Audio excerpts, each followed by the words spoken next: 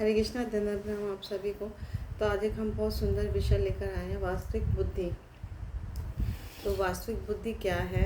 जब हमें मनुष्य जीवन मिलता है तो हमें एक विकसित बुद्धि मिलती है। तो इससे पहले अगर मनुष्य जीवन नहीं मिला, आप देखेंगे हमारे चारों तरफ जो जड़ चेतन जीव है, पशु पक्षी, कीट पतंग, वृक्ष, उन सब के पास भी बुद्धि है, लेकिन वो बुद्धि जो है वो बहुत थोड़ी सी है। चेतना है, चेतना के हिसाब से उनका बुद्धि भी थोड़ी सी है। जैसे पशु जो है वो अपना रक्षा करना जानते हैं, आहार ढूंढना जानते हैं, लेकिन जो मनुष्य है वो विकसित प्राणी है इन सब पशु योनियों में। तो हमें एक विकसित बुद्धि मिली हुई है, जिससे हम समझ सकते हैं कि हम क्यों आए हैं इस धरा पे, हमारा क्या लक्ष्य है, इस मनुष्य जीवन का परम लक्ष्य क्या है। उसके लिए जो शास्त्र बताए हैं उनको हम अध्ययन करके या श्रवण करके सीख सकते हैं कि हमें ये इस बुद्धि का सदुपयोग कैसे करना है। क्योंकि सारा ज्ञान जो है वो शास्त्रों में हमें मिलता है, और सारे शास्त्रों का सार जो है वो भगवत गीता है। तो हम भगवत गीता अगर ध्यानपूर्वक समझेंगे, पढ़ेंगे, साधु गुरु शास्त्र को अनुसरण करेंगे अपने जीवन में, तो इस जन्म में हम मनुष्य जीवन का परम लक्ष्य प्राप्त करेंगे और परम दिव्य ज्ञान की अनुभूति होगी। तो वास्तविक बुद्धि उसमें बताया गया है कि वास्तविक बुद्धि मनुष्य की है, जिसमें भगवान स्वयं कहते हैं ब्रह्मा जी से कि मेरी भक्ति या मेरे धाम का दर्शन करना, मेरे शरणागत होना ही वास्तविक बुद्धि है। तो ऐसा कथन हमारे भागवतम में भी मिलता है, अनेक पुराणों में मिलता है कि भगवान स्वयं अपने श्रीमुख से बोलते हैं कि अगर तुम मेरे शरणागत हो जाते हो, मेरी सेवा पूजा में लग जाते हो, है ना, या मेरे धाम का दर्शन करना चाहते हो, या वैकुंठ धाम आना चाहते हो, भगवत धाम आना चाहते हो, तो ये जो ज्ञान है यही वास्तविक बुद्धि है। तो हमारे जीवन में सुख आते हैं, दुख आते हैं, सर्दी गर्मी आती है।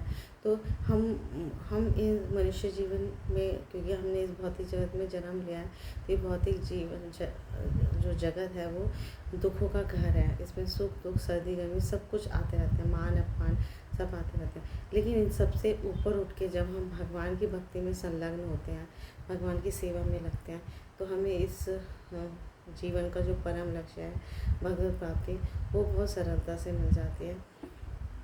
तो हमें इसके उपाय भी बताए गए हैं कि हम भगवान की सेवा कैसे करें।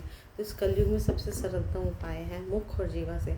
जब हम हरे कृष्णा कृष्णा कृष्णा हरे हरे, हरे राम राम राम हरे हरे, भगवान के पवित्र नामों का गान करेंगे, है ना, जप करेंगे, कीर्तन करेंगे, मुख से गाएंगे, है ना, वो और जीवा से गाएंगे और खाएंगे और नाचेंगे भगवान के समक्ष, तो हमें ये दिव्य ज्ञान जो है हमारे हृदय में प्रकाशित होता चला जाएगा। तो खाना है हमें भगवान कृष्ण का प्रसाद। तो जो भी हम खा रहे हैं उसको पहले हमें ऑफर करना है, लेकिन भगवान को वही चीज़ें अर्पित करनी चाहिए जो भगवान ने स्वयं बताई हैं। तो भगवद गीता में बहुत सुंदर श्लोक आता है, पत्रम पुष्पम फलम तोयम यो मे भक्त्या प्रयच्छति तदहम उपृत अश्नामि प्रयत आत्मना।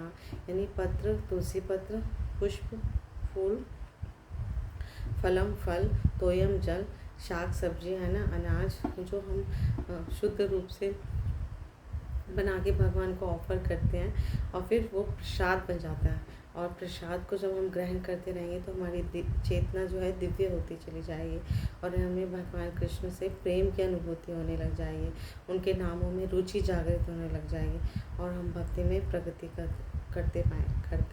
करते रहेंगे।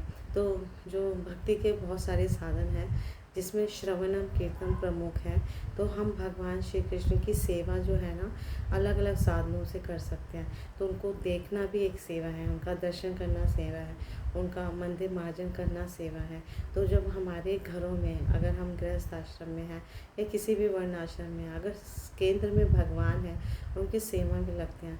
सेवा कई प्रकार से की जा सकती है, श्रवण करके, कीर्तन करके, है ना, भक्तों का सहायता करके, भगवान का मंदिर मार्जन करके, भगवान को स्नान आदि करके, अभिषेक करके, है ना, कोई भी भगवान या भक्तों के लिए कोई भी सहायता करके, फूल लाकर, है ना। तो अगर घर में या हमारे घरों में या हमारे हृदय में केंद्र में भगवान है, तो हमारा हर कार्य भक्तिमय हो जाएगा, कृष्णमय हो जाएगा। तो किसी रूप में हम जब भगवान की सेवा करते हैं तो हम भक्ति में आगे बढ़ते हैं। ये सब वास्तविक बुद्धियाँ। तो कृष्णा की सेवा का भी एक सरल साधन बताया कि अनुकूलेन कृष्णानुशीलनम, जो कृष्णा की भक्ति के लिए अनुकूल है हमें वही करने चाहिए। जैसे भगवान के पवित्र नामों का जाप करना, भक्तों का संग करना, है ना, शास्त्रों का अध्ययन करना। तो ये अनुकूल सेवाएं हैं जो हमें करनी चाहिए, तो इससे हम भक्ति में प्रगति करते हैं। तो जैसे ही हम आध्यात्मिक भक्ति को सीख जाते हैं तो हमारा जीवन जो है कृष्ण में बन जाता है। तो हमें ये जो आध्यात्मिक इच्छा या लालसा को विकसित करना चाहिए, क्योंकि कृष्ण प्रेम जो है वो सभी के हृदय में है, बस सुषुप्त अवस्था में। इसको जागृत करने का साधन जो है वो श्रवणम और कीर्तन है। इसके विपरीत भौतिक जगत में अगर हम भौतिक इच्छाएं करेंगे तो इच्छाएं करते करते रहने से हमें भौतिक इच्छाएं से हमें विपरीत फल मिलेगा। हम इंद्र तृप्ति में लग जाएंगे और इसी जगत में रहेंगे।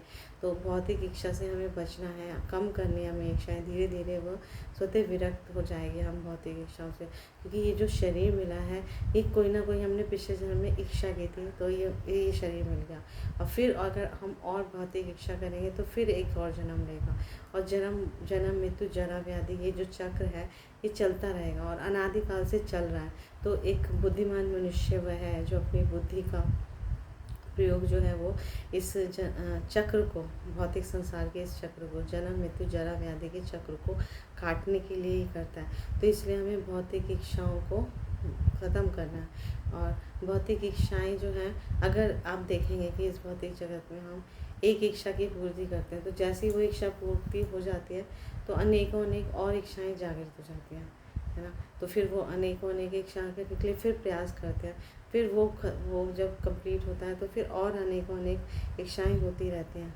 लेकिन आध्यात्मिक जगत में इसके उल्टा होता है। आध्यात्मिक जगत में हमें अधिक से अधिक श्रवण करना है, इसका लोभ बढ़ाना है, अधिक से अधिक कीर्तन करना है, अधिक से अधिक सेवाएं करनी है, तो वो हम भक्ति में प्रगति करते रहते हैं।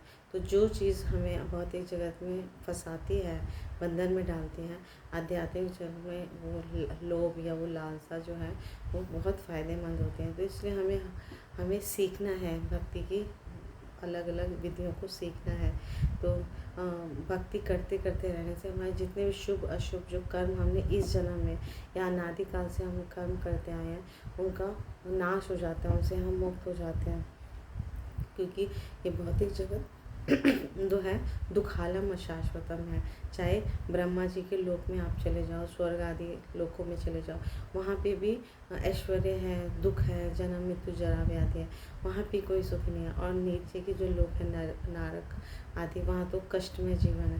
लेकिन पृथ्वी पे जो है वो समन्वय है सुख और दुख का। तो सुख और दुख जब हम इसके समन्वय में तालमेल को बिठा के भक्ति में लगेंगे और सीखेंगे तो हम इनसे ऊपर उठ जाएंगे। तो हमें अपने हर टैलेंट को, अपने हर प्रतिभा को भगवान की सेवा में लगाते रहने से हम भक्ति में प्रगति करते हैं और भगवान की सेवा में लगते हैं, भगवान को प्रसन्न कर पाते हैं। और यही इस मनुष्य जीवन का परम लक्ष्य है। तो इस मनुष्य जीवन में हमें इतना सुंदर अवसर मिला है, तो हमें निरंतर सतत हरे कृष्णा महामंत्र का गान करना चाहिए, जप करना चाहिए, शास्त्रों का अध्ययन करना चाहिए, है ना, और श्रवण कीर्तन करना चाहिए। तो इससे हम अपना वास्तविक बुद्धि का प्रयोग कर पाएंगे और अपना जीवन धन्य कर पाएंगे। Thank you so much. Guru Maharaj की जय, श्री प्रभुपाद की जय, आप सब भक्तवृंद की जय।